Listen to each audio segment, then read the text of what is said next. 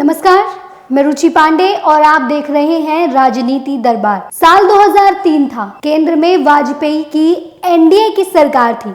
तब वाजपेयी सरकार ने एक मॉडल कृषि सुधार विधेयक का मसौदा राज्य को भेजा था। इस किसान के हित वाले मसौदे का सभी पार्टियां और किसानों के शुभचिंतक इस मसौदे का लंबे समय से इंतजार भी कर रहे थे, पर उस वक्त कोई भी पार्टी इसे कानून बनाने की हिम्मत नहीं जुटा पा रहे थे। हम आपको वाजपेयी जी का जमाना इसलिए भी याद दिला रहे हैं क्योंकि जिस कानून को लेकर पार्टियां हिम्मत भी नहीं जुटा पा रही थी, इसी कानून को मोदी सरकार ने कृषि हितैषी कानून को लागू कर दिया है। और यहाँ समय का फेर तो देखिए, जो पार्टी उस वक्त इस मसौदे का सबसे अधिक पक्ष रखती थी, वे खुद कुछ एक जनभावना की आड़ के पीछे सरकार को झुकाने का लगातार प्रयास कर रही है।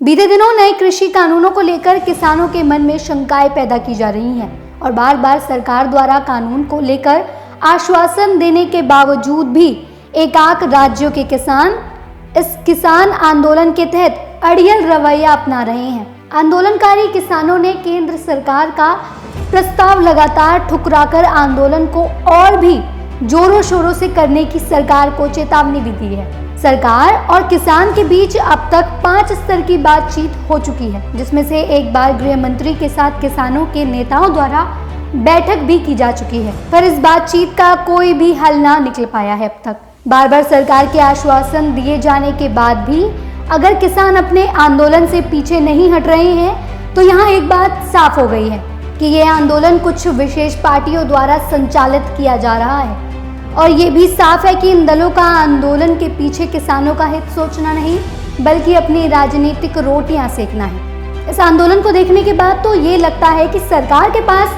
केवल अब 2 ही ऑप्शन बचे हैं।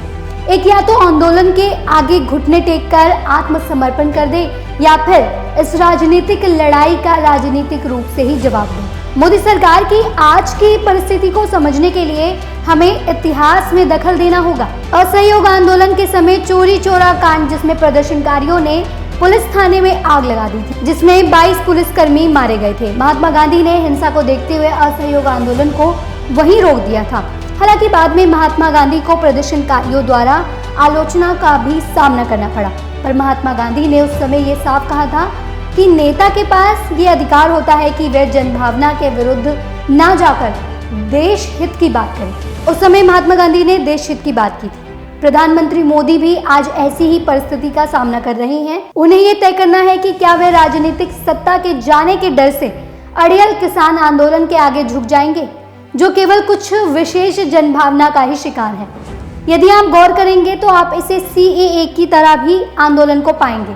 इस कानून में भी लोगों के मन में शंकाएं उत्पन्न की जा रही हैं। इस किसान आंदोलन में किसानों को समझाने के बजाय विदेशी संगठन और राजनीतिक तत्व कूद गए हैं, जो केवल कानून के विरुद्ध मासूम किसानों को भड़का रहे हैं। CAA में जिस प्रकार राजनीतिक पार्टियों ने अपने हाथ सेकने का प्रयास किया, इसी तरह किसान आंदोलन को भी केवल किसानों का ना होकर राजनीतिक रूप देने का लगातार प्रयास किया जा रहा है।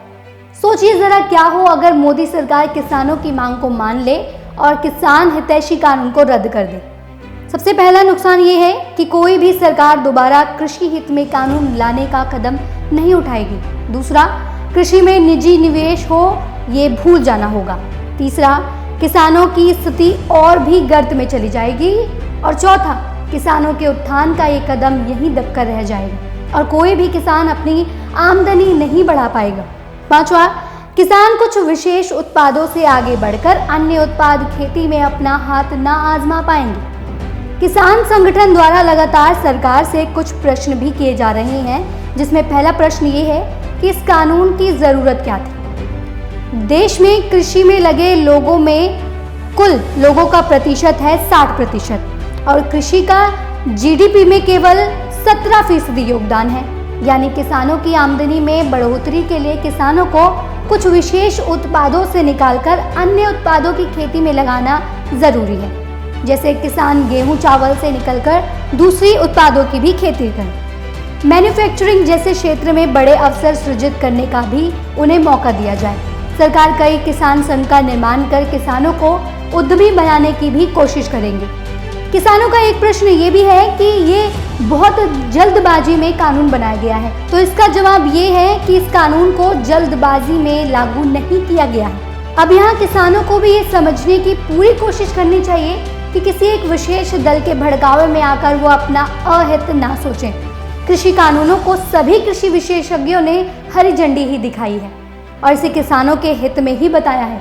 किसानों को यहाँ एक बात और समझने का प्रयास करना चाहिए कि कानून अड़ियल आंदोलन के माध्यम से सड़कों पर नहीं बल्कि संसद में ही बने तो बेहतर है। ये ना केवल जनता बल्कि लोकतंत्र के लिए भी बेहतर होगा। इस खबर से जुड़ा अगर आपके मन में कोई भी सुझाव है तो हमें कमेंट बॉक्स में कमेंट कर जरूर बताएं। फिलहाल मैं आपसे विदा लेती हूँ, फिर जुड़ूंगी अन्य राजनीतिक खबरों के साथ। तब तक के लिए आप देखते रहिए मीडिया दरबार। धन्यवाद।